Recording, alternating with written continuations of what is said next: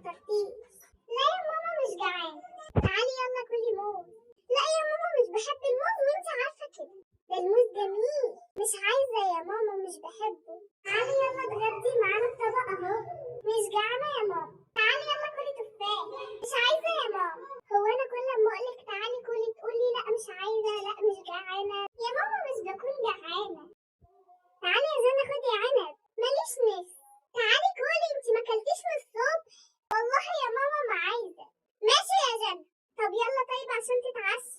مش عايزة اتعشى يا ماما. يلا عشان تنامي الساعة بقت 1. يلا يا ماما. ماما أنا جعان.